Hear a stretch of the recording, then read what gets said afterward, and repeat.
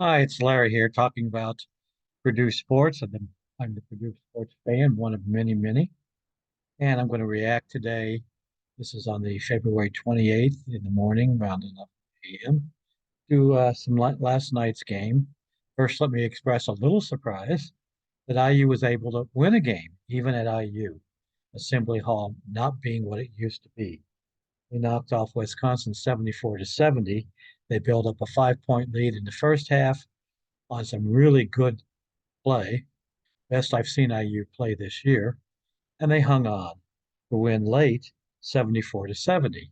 This is a good win for IU. It snaps a four-game losing streak and it puts them at, as I look at the record here, puts them at 7-10 in the Big Ten.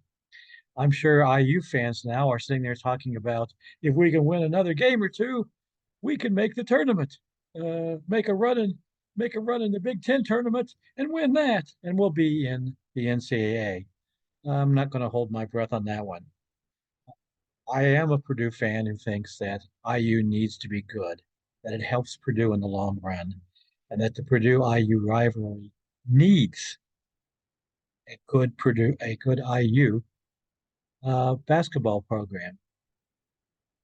However, this is not the coach to do it, and you have some really good individual players on IU. They're not the team to do. That being said, congratulations on winning a game at home against a frankly sliding Wisconsin team that was overrated earlier in the year. The other game was Penn State, Iowa at Iowa, and Iowa won rather easily 90 to 81.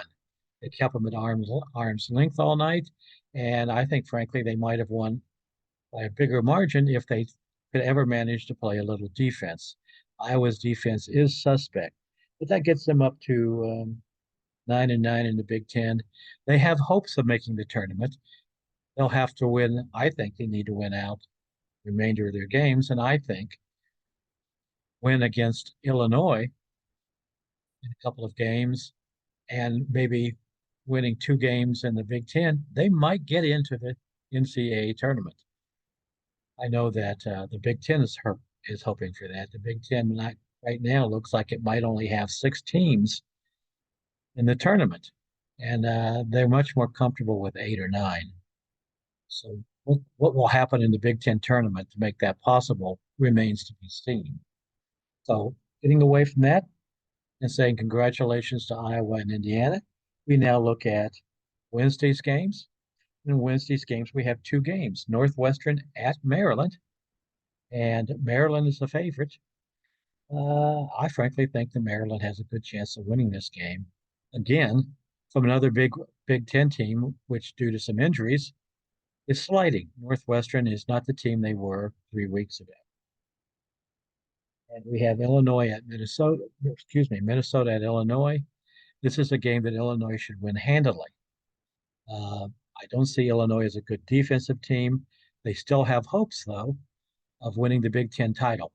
They need to win the remaining games, and Purdue needs to lose the remaining games. I don't see that happening. But yeah, I'm not going to watch this game. I think it should be a fairly easy game. If it doesn't, I'll watch it on a replay and figure out why it happened. So,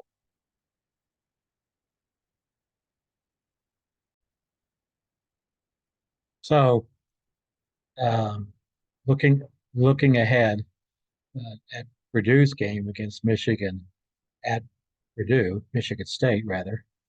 Purdue Michigan game was a lot of fun to watch. Wish we could play it again, but I think we've punished them twice this year. That's enough. Michigan State comes in. They've been stung at home in their last game. I'm sure they're hoping for a win. It would certainly boost their resume, which is tumbling right now. This is getting kind of repetitious, isn't it? Big Ten teams that are tumbling from their midseason form. At any rate, I look at Michigan State against Purdue. I don't see that Michigan State has a big man, a team of big men that are going to make any serious effort at containing Edey. I think Purdue shooting over their guards and lack of shooting from Michigan State guards. I'm going to pick Purdue by, I don't know what the point spread is right now, I say at least 10 and maybe more. I'll look at that and come up with a better estimate later in the week. Do want to comment about Zach Edey moving on to the NBA, not taking a fifth COVID, COVID year. Um, I think that's wise. He's a mature young man. He's handled his career, hard work, and acting like an adult. And now he's making an adult decision that he wants to go on and take on a challenge. Good for you, Zach.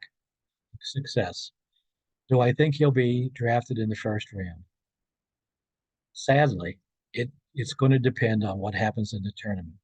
If he gets Purdue to the Elite Eight, with the help of the rest of the team, of course, if he gets to the Elite Eight with the Purdue team, yeah, I think he'll go in the first round.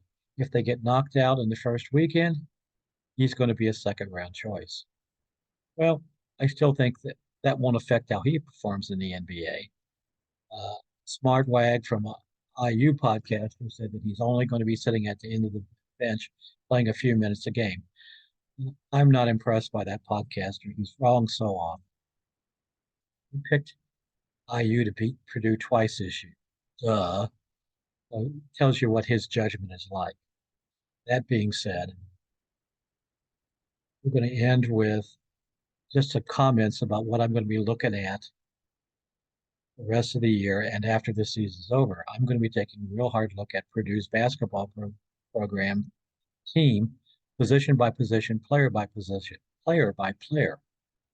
Looking at that, I'm going to be first thing looking at, are any of these people likely to leave NIL money to other programs? I think there are Purdue players that the rest of the Big Ten and the rest of the country would like to filter off Purdue by offering them some money. And we'll take a look at those and see who they are. On the other hand, Purdue, everybody's saying that Purdue will take a drop next year. I think Purdue will be a top 10 team next year, but I'll talk about that later.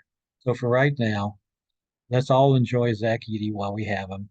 Let's recognize he's a one in a generation player. Now, I've been watching Purdue basketball since 1962. I'm that old. And I've seen great Purdue players, Terry Dissinger, Rick Mount, Robinson, Joe Barry Carroll, et cetera, et cetera, et cetera. And Zach Edey has got the most unique talent, being 7'4" and being athletic. I think he may already be the best player in Purdue Big Ten.